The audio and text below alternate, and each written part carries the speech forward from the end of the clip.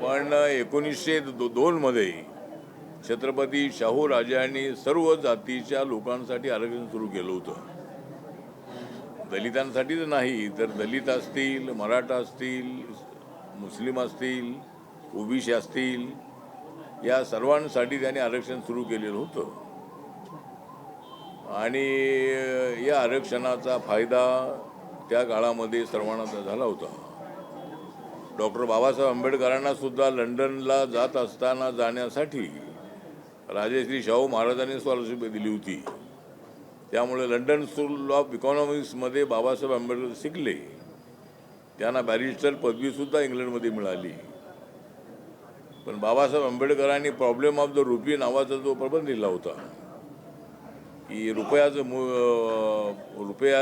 मूल्याचं कोणता प्रॉब्लेम आहे, तर तिकडे जर पूर्वीच्या सरकारने लक्ष दिलं असतं तर आज डॉलरच्या भावामध्ये रुपयाची सुद्धा किंमत मोजली गेली असती. पण डॉलर हा महाग होतो आहे, पाऊंड महाग होतो आहे आणि रुपया मात्र जवळजवळ आता 60-65 रुपयाला $1 असायचा. पण आता 95 रुपीच्या पुढं तो डॉलर गेलेला आहे.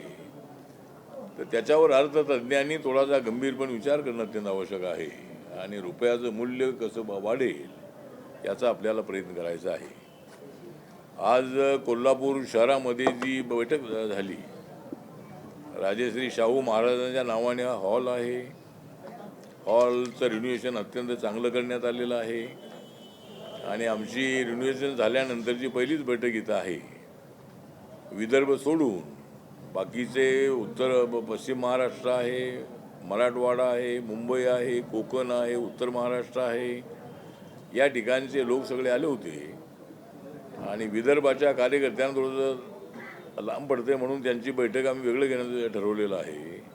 तर आज बैठक मधला जो मुख्य विषय होता तो मुख्य विषय हा होता की बाबासाहेब आंबेडकरांनी चौदार तळ्याचा सत्याग्रह जो गेला होता त्याला 99 वर्ष संपूर्ण आता 100व्या वर्षामध्ये पदार्पण केलेलं आहे. आणि त्या काळामध्ये बाबासाहेब आंबेडकर चौदार तळ्याच्या सत्याग्रहासाठी गेल्यानंतर त्या ठिकाणी तुफान अशी दगडफेक झाली होती. पण आता आम्ही प्रत्येक वर्षाला 20 मार्चला तिथं जातो, पण आमच्यावर कुणीसुद्धा दगड मारत नाही. आम्ही त्या तळ्यामध्ये जाऊन आम्ही ती पाणी पित असतो किंवा त्या पाण्याला स्पर्श करत असतो. तर समाजामध्ये तसं बरंचसं परिवर्तन झालेलं आहे. कायद्याचं राज्य आलेलं आहे. संविधानाने दलितांना संरक्षण दिलेलं आहे, दलित आदिवासींना, आणि त्यामुळं समाजामध्ये मोठं परिवर्तन होतच आहे. तर आम्ही आता ठरवलेलं आहे की 14 ऑक्टोबर हा दिवस आमच्यासाठी अत्यंत परिवर्तनाचा दिवस आहे. बाबासाहेब आंबेडकरांनी 14 ऑक्टोबरला बौद्ध धम्माची दीक्षा घेतली होती नागपूरमध्ये. तर त्या दिवसात औचित्य साधून आम्ही 14 ऑक्टोबरला एक समाज परिवर्तन मार्च जो आहे हा मार्च आम्ही काढणार आहोत आणि हा मार्च साताऱ्यापासून काढणार आहोत. साताऱ्यामध्ये बाबासाहेबांच्या मातोश्री भीमाई यांचं स्मारक आहे. साताऱ्यामध्ये बाबासाहेब आंबेडकर राहिले होते ते घर त्या ठिकाणी आहे. बाबासाहेब आंबेडकर ज्या शाळेमध्ये शिकली ती शाळा जिथं आहे. ज्या शाळेमध्ये बाबासाहेबांना आतमध्ये प्रवेश नव्हता ते महार समाजाचे आहे, ते अछूत आहे, म्हणून त्यांना शाळेच्या बाहेर बसून शिकावं लागलेलं होतं. तर आता परिस्थितीमध्ये बराचसा बदल झालेला आहे. त्यामुळं आम्ही आता कोणत्याही शाळेमध्ये आम्हाला कुठे अडवत नाही आहे. प्रत्येक शाळेमध्ये सवर्ण मुलांच्या बरोबर शिकण्याची संधी आम्हाला मिळालेली आहे आणि त्या पद्धतीनं जसा बदल झालेला आहे, समाजामध्ये परिवर्तन झालेलं आहे. आणि बाबासाहेब आंबेडकरांनी परिवर्तनासाठीच तो सत्याग्रह केला होता. म्हणून आम्ही साताऱ्यापासून सुरू झालेला जो मार्च आहे हा मार्च 14 ऑक्टोबरलाच कोल्हापूरमध्ये येणार आहे. आणि कोल्हापूरमध्ये एक भव्य अशा पद्धतीची बौद्ध धम्म परिषद जी आहे त्या परिषदेचं आयोजन केलेलं आहे. आणि ती परिषद कुठलं मैदान? मेरी वेदर ग्राउंड, या ग्राउंडमध्ये ती बौद्ध धम्म परिषद होणार आहे आणि त्याला हजारोच्या संख्येने लोक उपस्थित राहतील असा मला विश्वास आहे. आणि त्यानंतर मग आमची जी ही रॅली आहे ती कोल्हापूरमधून ती पुढे सांगली आहे, त्यानंतर सोलापूर आहे, उस्मानाबाद आहे किंवा पश्चिम महाराष्ट्रातून ती आपल्या मराठवाड्यामध्ये जाणार आहे, नंतर विदर्भात जाणार आहे, नंतर ती उत्तर महाराष्ट्रामध्ये, नंतर ठाणे जिल्ह्यामध्ये, मुंबईमध्ये, कोकणामध्ये, आणि त्याचा जो समारोप आहे हा समारोप महात्मा ज्योतिबा फुलेंचं हे द्विशताब्दी आहे, जन्मशताब्दी आहे. तर त्यामुळं पुण्यामध्ये महात्मा फुलेंचा जो सर्व कार्यकाल होता तो पुण्यामध्ये होता, आणि त्यामुळं पुण्यामध्ये याचा समारोप आम्ही करण्याचं ठरवलेलं आहे. आणि हा समारोप 18 नोव्हेंबरला पुण्यामध्ये करण्याचं आम्ही ठरवलेलं आहे. आणि सर्व या रूटवरती ज्या ज्या ठिकाणी आमचे स्टॉपिंग असतील त्या ठिकाणी काय छोट्या मोठ्या सभा होतील. आमच्या या रॅलीसोबत काय आपले आंबेडकरी समाजाचे कलावंत असतील. त्यानंतर जिल्ह्यामध्ये एक मोठी जी रॅली आहे, सभा आहे, ती एका जिल्ह्यामध्ये एक सभा मोठी करायची आहे. आणि त्या परिषदेला वेगवेगळी नावं आम्ही देणार आहोत. सामाजिक समता परिषद आहे, विषमता निर्मूलन परिषद आहे, समाज एकता परिषद आहे, किंवा अशी नावं देऊन आम्ही त्या ठिकाणी काय वक्त्यांना त्या ठिकाणी बोलणार आहोत. त्यामुळं असाही प्रयत्न आपल्याला करायचा आहे. सामाजिक समता मार्च. हां, आणि सामाजिक समता मार्च जो आहे, सामाजिक समता मार्च म्हणजे समाजामध्ये समानता आणण्यासाठी परिवर्तन आहे. सामाजिक समता मार्च जो आहे या नावाने आता तो मार्च आमचा निघणार आहे. आणि या मार्चमुळं समाजामध्ये जागृती निर्माण करण्याचा आमचा प्रयत्न आहे, समाज जोडण्याचाही प्रयत्न आहे. बाबासाहेबांची फिलॉसॉफीच अशी आहे की दलित आणि सवर्णांना एकत्र आणणं. समाजामध्ये समता प्रस्थापित झाल्याशिवाय समाज एकसंघ होणार नाही. समाज एकसंघ झाल्याशिवाय देशाची शक्ती वाढणार नाही आहे. आणि म्हणून सगळ्या समाजाला एकत्र आणलं पाहिजे. आणि बाबासाहेबांनी हे सांगितलेलं आहे की आपली जात, धर्म, भाषा, पंथ यापेक्षा देश महत्त्वाचा आहे. ज्यावेळेला देशाची वेळ येईल त्यावेळेला या सगळ्या गोष्टी विसरून आपण त्यामध्ये सामील झालं पाहिजे. आणि दलितांनी त्याने आवाहन केलं होतं की जरी काय आपल्यावर अत्याचार होते असले तरी देशासाठी आपल्याला लढलं पाहिजे. आणि म्हणून महार बटालियन नावाचे एक महार बटालियन सुरू करण्याच्या संबंधातली मागणी त्यांनी केली होती. आणि आपल्या आर्मीमध्ये महार बटालियन आहे, सागरमध्ये मध्य प्रदेशमध्ये त्याचं सेंटर आहे, आणि अनेक ठिकाणी महार बटालियनचे जे रेजिमेंट्स आहेत ते रेजिमेंट्स अनेक ठिकाणी आहेत. त्यामुळं आर्मीमध्ये सगळ्या लोकांनी, तरुणांनी गेलं पाहिजे. दलित तरुणांनी सुद्धा आर्मीमध्ये मोठ्या प्रमाणात जायला पाहिजे. अशा पद्धतीचा प्रयत्न आम्ही करणार आहोत. आणि रिपब्लिकन पक्षाच्या शाखा ज्या आहेत या शाखा वाढवताना आमचा प्रयत्न असा राहणार आहे की बौद्ध वाड्यापुरतीची शाखा न मर्यादित राहता ती गावाची शाखा असली पाहिजे. गावातल्या सगळ्या जाती जमातींना घेऊन ती शाखा निर्माण झाली पाहिजे. आणि आपल्या मित्रपक्षांकडून काय आम्हाला जसा न्याय मिळाला पाहिजे तसा मिळत नाही आहे. मला एकट्याला मात्र न्याय मिळतो आहे. मला नरेंद्र मोदींनी तिसऱ्यांदा त्यांच्या मंत्रिमंडळामध्ये ठेवण्याची संधी मला दिलेली आहे. मला तिसऱ्या वेळेला राज्यसभा मिळालेली आहे. आणि जवळजवळ 6 वेळेला राज्यसभा आणि लोकसभा असा 6 वेळेचा माझा कार्यकाल लोकसभेमध्ये, विधान राज्यसभेमधला आहे.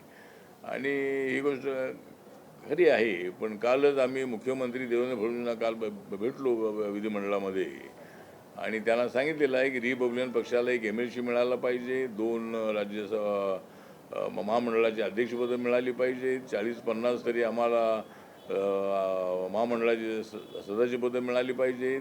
आणि जिल्हा तालुक्याच्या ज्या कमिटी आहेत, SO आहेत, ते सुद्धा प्रत्येक जिल्ह्यामध्ये मिळाली पाहिजेत. आणि त्याची लवकर आपण हे काम सुरू करा अशाही सूचना त्यांना आपण दिलेल्या आहेत.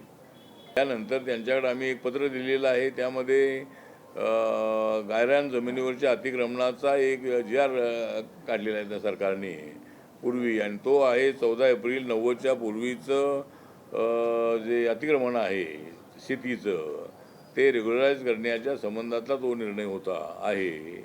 पण त्याची मुदत वाढवून ती 2010 करावी अशा पद्धतीची आमची मागणीचं एक पत्र त्यांना दिलेलं आहे.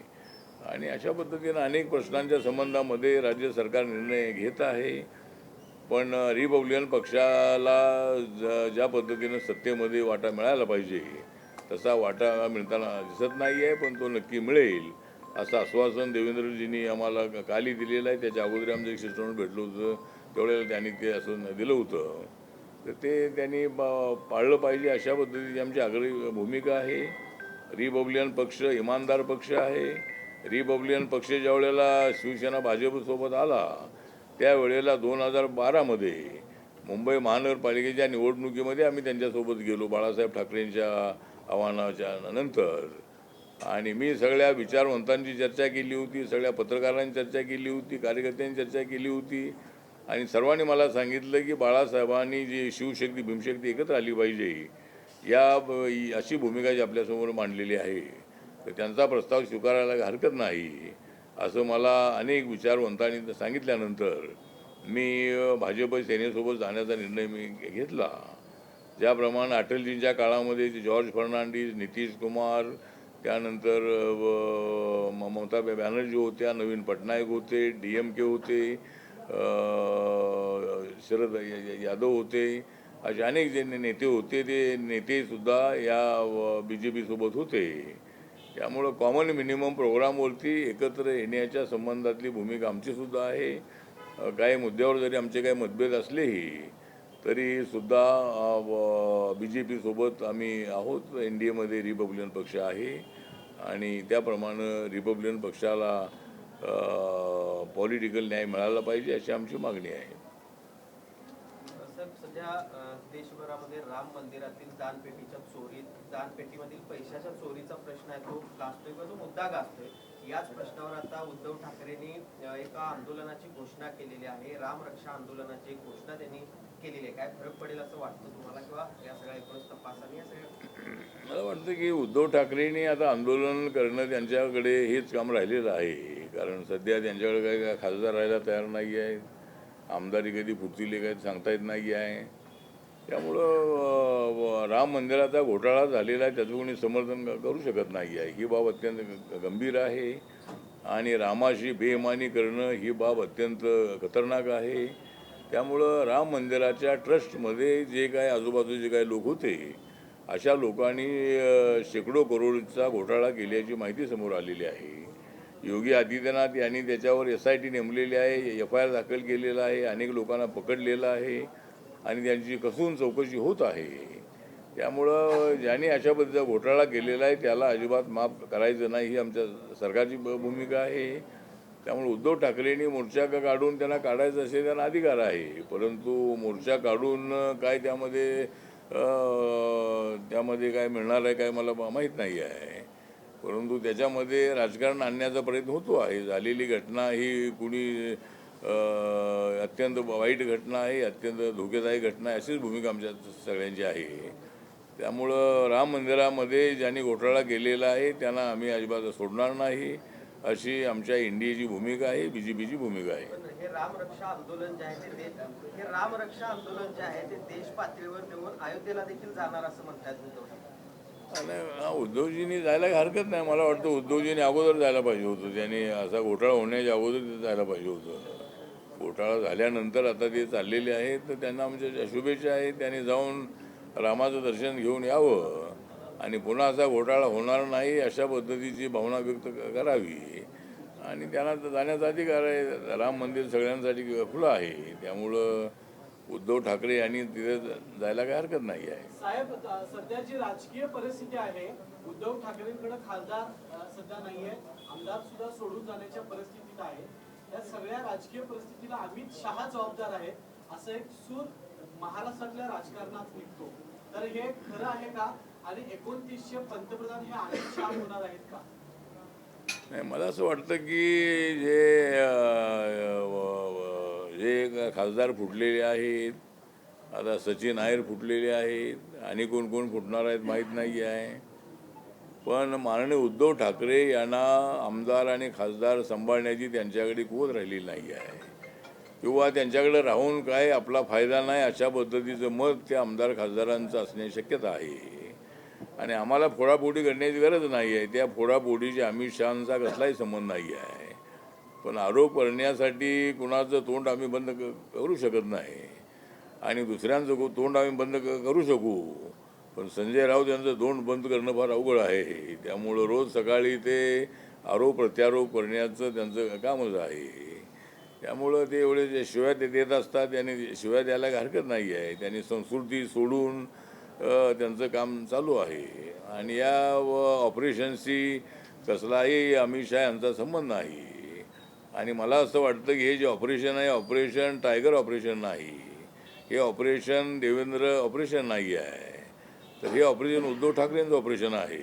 तर हे उद्धव ठाकरेंनाच खासदार आमदार सांभाळता येत नाही आहेत आणि जाऊन ते भाषणं करतात की लोक माझ्यासोबत आहेत. लोक आहेत तुमच्यासोबत, तुम्ही लोक अजिबात लोक तुमच्यासोबत नाहीत असं नाही आहे. पण आमच्याकडे एकनाथ शिंदेकडे एवढे लोक आहेत की एकनाथ शिंदेनी 57 आमदार निवडून आणले, तुमचे फक्त 20 आमदार निवडून आले. त्यामुळे एकनाथ शिंदेच हे खरे शिवसैनिक आहेत, हेच खरे शिवसेनेचे सरसेनापती आहे, आपले शिवसेनेचे प्रमुख आहेत. अशी भावना शिवसैनिकांची असल्यामुळं अनेक कार्पोरेटर, माजी कार्पोरेटर, कार्यकर्ते, आमदार, खासदार हे मोठ्या संख्येने एकनाथ शिंदेच्या बाजूला जात आहेत. आणि त्याचं कारण हे आहे की उद्धव ठाकरे यांनी 2019मध्ये केलेली चूक जी आहे ही आमच्या महायुतीला सोडून, एनडीला सोडून ते काँग्रेस राष्ट्रवादीसोबत गेले. बाळासाहेब ठाकरेंच्या विचाराला धक्का देण्याचा प्रयत्न त्यांनी केला आणि म्हणूनच एकनाथ शिंदेना 40 आमदार फोडता आले. म्हणूनच आता त्यांना 6 खासदार फोडता आले म्हणण्यापेक्षा ते त्यांच्याकडे सगळे आले. त्यामुळं आता त्यांच्याकडे जे येतील त्यांच्यासाठी आमचे दरवाजे उघडे आहेत. त्यांना यायचं असेल त्यांनी आमच्यामध्ये यावं, पण एकदा आलं की आमचे दरवाजे बंद होतात. येण्यासाठी दरवाजे आमचे खुले असतात, पण जाण्यासाठी मात्र दरवाजा बंद असतो. त्यामुळं आता आमच्याकडे एवढे खासदार आलेले आहेत की ममता बॅनर्जीचे 20 खासदारांनी वेगळा गट केलेला आहे. ते त्रिपुरामधले एका पक्षामध्ये गेलेले आहेत. राहिलेले 8 खासदार आहेत. आता मी 24 तारखेला मी कलकत्त्याला चाललेलो आहे. माझ्या पक्षामध्ये सुद्धा अनेक लोक येऊ लागलेले आहेत आणि त्या 8 पैकी काय खासदार आमच्या कार्यकर्त्यांच्या संपर्कात असल्याची माहिती आहे. त्यासाठी मी आता कलकत्त्याला जाणार आहे आणि ते 8 मधले जर 5-6 खासदार माझ्या पक्षात आले तर त्यांना सुद्धा आणण्याचा माझा प्रयत्न राहणार आहे.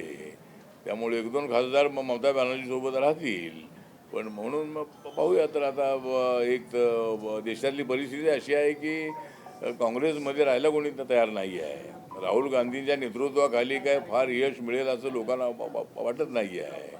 त्यामुळे नरेंद्र मोदींचा विकासाचा अजेंडा जो आहे तो अत्यंत गतीनं पुढं चाललेला आहे याची त्यांना कल्पना आहे आणि म्हणून मोठ्या प्रमाणामध्ये सगळे खासदार इकडे येत आहेत. आमदार सगळे येणे शक्यता आहे. इथं काय 50 कोटी दिले वगैरे असा आरोप जो काय संजय राऊत यांचा आहे त्यामध्ये अजिबात तथ्य नाही आणि एवढे पैसे कोण देणार आहे. त्यामुळे पैशाविषयी अजिबात नाही आहे. तर हे विचारांनीच हे बाळासाहेब ठाकरेंच्या विचारामुळं ते महायुतीसोबत येत आहे. त्यामुळं मला असं वाटतं की उद्धव ठाकरे आणि संजय राऊत यांच्या आरोपामध्ये बिलकुल तथ्य नाही आणि यामध्ये शहा साहेबांचा कुठलाही संबंध नाही. 2019मध्ये त्यांना पंतप्रधान बनायचं आहे म्हणून फोडाफोडी चाललेले असा काय आरोप प्रत्यारोप होतो आहे. पण 2019मध्ये सुद्धा 29मध्ये सुद्धा नरेंद्र मोदीच पंतप्रधान होतील असा आम्हाला विश्वास आहे. अनेक वेळा तुम्ही उद्धव ठाकरेंना वेळोवेळी सल्ला दिलेला आहे. अनेक वर्ष तुम्ही खरं तर एकाच लाईनमध्ये राहता, एकाच परिसरात राहता, तुमचे चांगले मित्र आहेत. या निमित्तानं आता बऱ्यापैकी खासदार सोडून जात असताना उद्धव ठाकरेंना मैत्री खातर कुठला सल्ला द्या?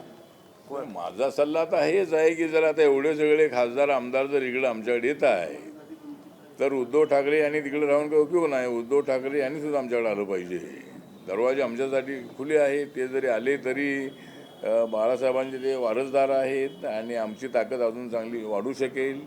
त्यामुळं जर वेळ आली तर उद्धव ठाकरेंनी विचार करावा आणि उद्धव ठाकरेंनी सुद्धा आमच्यासोबत यावं अशी आमची भूमिका आहे. अजूनही आमदार खासदार ज्या पद्धतीनं फुटतायत त्याच्यावर काल राज ठाकरेंनी एक वक्तव्य केले की राजकीय नेत्यांची किंवा ह्या फुटणाऱ्या लोकांची अवस्था वेश्येसारखी झालेली आहे असं त्यांचं म्हणणं आहे. आता राज ठाकरे हे आरोप करण्यामध्ये एक्सपर्ट आहेत. आता राज ठाकरेंना आमदार निवडून आणता येत नाही आहेत. पण आता दुसरे आमदार जे फुटतायत असं ते त्यांचं जे म्हणणं आहे ते फुटत नाही आहे, ते स्वतः येता येते. त्यांना असं वाटतंय की आता आपल्या मतदारसंघाचा विकास करायचा असेल तर सत्ताधारी पक्षासोबतच जायला पाहिजे आणि विरोधी पक्षाने सत्ता कधी येईल याची शाश्वती नाही. त्यामुळं त्यांना आपलं भविष्य ते दिसतंय, त्यामुळं ते स्वतः येत आहे. तिथं काही फोडण्याची आवश्यकता अजिबात नाही आहे. एवढी आमच्याकडे मेजॉरिटी आहे, केंद्रामध्ये आमच्याकडे मेजॉरिटी, आम्हाला काही खासदारांची आवश्यकता नाही आहे. इथं महाराष्ट्रामध्ये एवढे आमच्याबरोबर आमदार आहेत की काही आमदार घेण्याची आवश्यकता नाही आहे. आता ते येत आहेतच तर आता त्याला आम्ही काय करणार. त्यामुळे ते येणारे आहेत त्यांना घेणारच कामच आमचं आहे. राजकीय व्यक्तींसाठी राजकीय व्यक्तींना वेश्येची उपमा देणं म्हणजे कसं? राजकीय व्यक्तींना वेश्येची उपमा देणं हे कसं बघतो? वेदना वेश्या काय म्हणाले? वेश्या राजकीय जे फुटणाऱ्या लोकांना वेशाची उपमा दिली आहे. मग नाही, राज ठाकरे हे कधी काय बोलतील हे काय तर सांगता येत नाही आहे आणि ते असं बोलतायत म्हणून त्यांचे कोण आमदार निवडून येत नाही आहेत. त्यामुळं त्यांनी त्यांच्या सभांना मोठी गर्दी होती. बाळासाहेब ठाकरेंच्या सभांनापूर्वी गर्दी व्हायची, पण आमदार कधी निवडून येत नव्हते. छगन भुजबळ एकटेच त्या माजगावमधून निवडून यायचे, पण नंतरच्या काळामध्ये त्यांचे आमदार निवडून आले.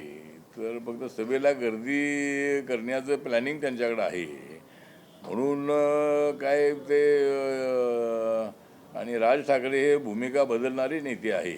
त्यांचा सुरुवातीला त्यांच्या झेंड्याचा रंग निळा, भगवा आणि हिरवा होता. नंतर ते कधी मुसलमानांना विरोध करतात, कधी ते मस्जिदीला विरोध करतात, कधी ते मराठी भाषा बोलली पाहिजे म्हणून थोबाड मारण्याच्या संबंधाले आधी देतात. त्यामुळे त्यांच्या भूमिकांमध्ये सातत्यानं असा बदल आहे आणि मराठीसाठी आमचा अभिमान आहे. मराठी आमची भाषा आहेच आहे, पण मुंबई ही भारताची आर्थिक राजधानी आहे. त्या ठिकाणी मराठी बोलत राहिलो तर मला वाटतं की मुंबईचं इमेज हे कोलॅप्स होणार आहे. मुंबई आर्थिक राजधानी होण्याचं कारण हे आहे की मराठी माणसाचा त्यामध्ये मोठा सहभाग आहेच आहे, पण नॉन मराठी लोकांचाही मोठा सहभाग आहे. कारण त्या ठिकाणी पुरा मुंबई प्रांतामध्ये सगळा गुजरात पण होता आणि मुंबईमध्ये जो माणूस येतो त्याचं पोट भरतं, तो काही ना काही उद्योग करतो आणि म्हणून मुंबईचं नाव जगभरामध्ये आहे. म्हणजे मध्यंतरी तर मी अमेरिकेमध्ये ऐकलं होतं की अमेरिकेतल्या जमिनीपेक्षा मुंबईच्या जमिनीचे रेट फार महाग आहेत. त्यामुळं मुंबई ही आर्थिक राजधानी आहे. त्यामुळं मला असं वाटतं की मराठीचा आग्रह धरणं हे अत्यंत अयोग्य आहे आणि ज्याला मराठी त्यांनी शिकावं यासाठी ठीक आहे, पण रिक्षाच्या परमिटसाठी, टॅक्सीच्या परमिटसाठी मराठी आलंच पाहिजे, ते शिका नाही तर आम्ही ते रद्द करू, अशा पद्धतीची भाषा योग्य नाही आहे. असं मला वाटतं की मुंबई शहरामध्ये 60% नॉन मराठी लोक आहेत आणि मुंबईची सत्ता आणण्यामध्ये मराठी माणसांच्या सोबत नॉन मराठीचाही मोठा सहभाग आहे. त्यामुळं मला असं वाटतं की जी भूमिका घेतली जात आहे त्या भूमिकेला आमचं समर्थन अजिबात नाही आहे. आम्ही सर्व भाषाचा आदर करणारे आहोत, पण सर्वात जास्त आदर आमचा मराठीचा आहे. पण हिंदी भाषा आमची राष्ट्रभाषा असल्यामुळं ती अजिबात तिथं चालणारच नाही. अशा पद्धतीचा दावा केला तर मुंबई ही आर्थिकदृष्ट्या सबळ होणार नाही आहे. त्यामुळं म्हणून राज ठाकरेंच्या भूमिकेला आमचा विरोध आहे आणि कोणाच्या थोबाडीमध्ये मारणं ही बाब अत्यंत गंभीर आहे. पोलिसांनी कठोर अशा पद्धतीचं शासन त्यांना देणं अत्यंत आवश्यक आहे आणि मराठी शिका. आणि इथं 80% मुलं सगळी जी बाहेरच्या प्रांतातली आहेत सगळे मराठी बोलतात. अनेक लोक जे आमचे कर्नाटकचे आहेत, ते तामिळनाडूचे आहेत, तेलुगू भाषेचे आंध्राचे लोक आहेत, उत्तर भारतीय लोक आहेत, ते मराठी अस्खलित बोलणारे अनेक लोक आहेत. त्यामुळं मराठी कोणाला येत नाही असं नाही आहे. त्यामुळं असं कंपल्शन करणं मुंबईमध्ये योग्य नाही असं आपलं मत आहे. महाराष्ट्रासह देशामध्ये वेगवेगळे बड्या उद्योजक कंपन्या महाराष्ट्रासह देशाच्या वेगवेगळ्या भागांमध्ये जमिनी घेत आहेत, वेगवेगळे प्रकल्प आणले जात आहेत. मात्र या प्रकल्पांना पर्यावरण किंवा अन्य काही स्थानिक पातळीवरती होणारे गंभीर परिणाम बघतात या प्रकल्पांना सुद्धा विरोध होतोय. तर त्या संदर्भात आपल्या पक्षाची भूमिका काय? मला असं वाटतं की असे उद्योग आल्याशिवाय ग्रामीण भागातल्या लोकांना नोकऱ्या मिळणार नाही. पण पर्यावरणाच्या दृष्टिकोनातून जर काही अडचणी असतील तर त्याचा अभ्यास करून त्याला परवानगी त्या ठिकाणी देऊ नये. लोकांना त्रास होईल अशा पद्धतीचं जो एखाद्या फॅक्टरीचं जे केमिकल फॅक्टरी आहे त्याचा दुष्परिणाम जो आहे, त्याचं पोल्युशन आहे, त्यामुळं लोकांना त्रास होणार असेल तर त्याला परवानगी देऊ नये. पण खेड्यापाड्यामध्ये अशा फॅक्टरी आल्याशिवाय लोकांना नोकऱ्या मिळणार नाही आहेत.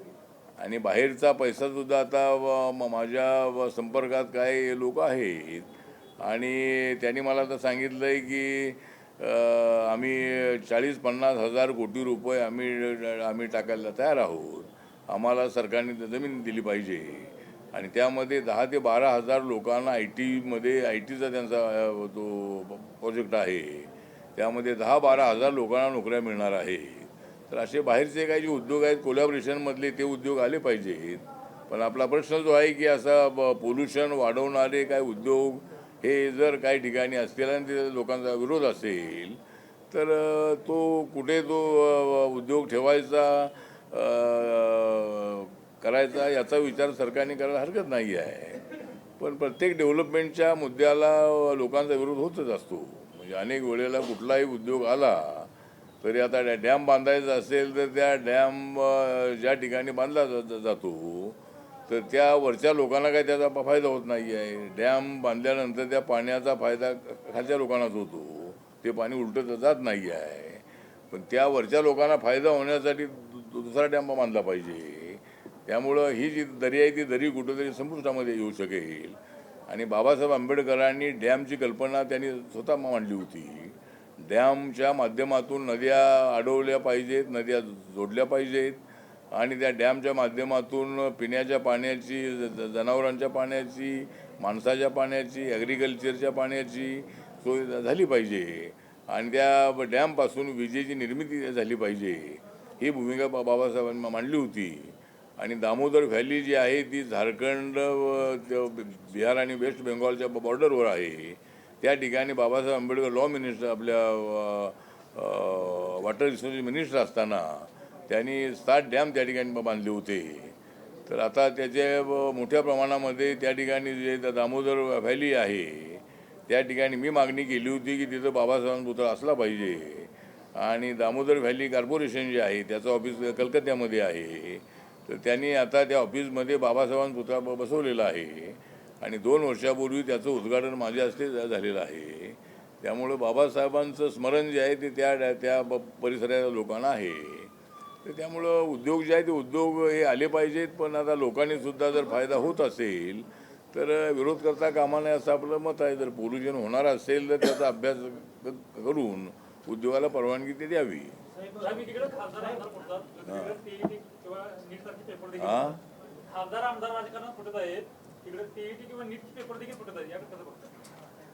आता नीट आणि TET मध्ये सुद्धा जे काय झालेलं आहे ते योग्य नाही, त्याचं कोणी समर्थन करू शकत नाही. आणि महाराष्ट्रामध्ये नीटच्या एक्झामच्या पेपर फुटीमध्ये महाराष्ट्रातल्या जास्त लोकांचा संबंध आहे. आणि देवेंद्र फडणवीस यांनी त्यांच्यावर स्ट्रिक्ट ॲक्शन घेतलेली आहे. जे लोक भेटलेले आहेत त्यांच्यावर त्यांना पकडलेलं आहे, त्यांच्यावर ॲक्शन घेतलेली आहे. आता TET एक्झाममध्ये भिवंडी आणि काही परिसरामध्ये काहीतरी पेपर फुटी झालेली आहे. त्यामुळे एक्झाम ती पुढं ढकलण्यात आलेली आहे. त्यामुळं मला वाटतं की हे बरोबर नाही आहे. म्हणजे ब्लॅकमेल करण्यासाठी, काही पैसा मिळवण्यासाठी अशा पद्धतीची मेंटॅलिटी आपल्या राज्यामध्ये किंवा इतर ठिकाणी असणं योग्य नाही आहे. तर त्याच्यासाठी मला वाटतं की त्या अशा लोकांना आता मोका लावण्याच्या संबंधातली घोषणा दादा भुसे यांनी केलेली आहे की असे जे काही लोक सापडतील त्या लोकांना मोका लावू असं त्यांनी जाहीर केलेलं आहे. त्यांना कठोर शिक्षा झाली पाहिजे. पण अशा पेपर फुटीची प्रकरण होऊ नयेत असं आपलं व्यक्तिगत मत आहे. हां काय उपवर्गीकरण, जात वर्ग नाही, उपवर्गीकरणाबद्दल आता एक तर सुप्रीम कोर्टाने महाराष्ट्रामध्ये शेड्यूलकाचे 59 जाती आहे आणि देश पातळीवर 1200 जाती आहे. सुप्रीम कोर्टाने सुरुवातीला म्हटलं होतं की असं वर्गीकरण करणं योग्य नाही आहे. पण आता सुप्रीम कोर्टानेच एक असा निकाल दिला की वर्गीकरण व्हायला हरकत नाही आहे. त्यामुळं आता सध्या एक तर आमच्या बौद्ध महार समाजाचा, जो पूर्वीचा महार समाज आहे त्याचं पर्सेंटेज जवळजवळ 9% आहे. आणि बाकीच्या दलितांचं पर्सेंटेज 4% आहे. तर आता एकतर जास्त शिक्षणाचं प्रमाण जे आहे ते बौद्ध समाजामध्ये मोठ्या प्रमाणात आहे. त्यामुळे बौद्ध समाजाला जास्त फायदा झालेली गोष्ट खरी आहे. पण इतरांना काय फायदा होऊ नये असं आपलं मत अजिबात नाही आहे. मातंग समाज, चर्मकार समाज, ढोर समाज, खाटीक समाज, मांगारोडी समाज किंवा असे जे काही जाती आहेत त्या जातीतल्या मुलींना शिक्षण कसं जास्त द्यायचं याचा एक आराखडा राज्य सरकारने तयार करावा आणि या दलितांमध्ये फूट न पाडता सगळ्या जातींना कसा फायदा होऊ शकेल याच्या संबंधामध्ये आता जो रिपोर्ट आलेला आहे तो काय रिपोर्ट आहे माहीत नाही आहे. पण त्या संबंधामध्ये निर्णय घ्यावा असं आमचं म्हणणं आहे. त्यामध्ये कुणावर अन्याय होऊ नये ही आमच्या पक्षाची भूमिका आहे. पण बौद्ध समाजाचा मात्र आग्रह आहे की असं आमच्या सर्व दलितांमध्ये फूट पाडू नये. तर आम्ही सगळे एक आहोत आणि सगळ्यांना फायदा मिळू नये असं आमचं मत अजिबात नाही आहे. सगळ्यांना त्याचा फायदा झाला पाहिजे. पण शिक्षणाचं प्रमाण त्या जातींना कसं जास्त मिळेल या संबंधामध्ये सरकारने प्रयत्न करावा. यासाठी रिपब्लिकन पक्षाच्या वतीनं 27 जुलै रोजी संपूर्ण राज्यामध्ये जिल्हाधिकारी कार्यालय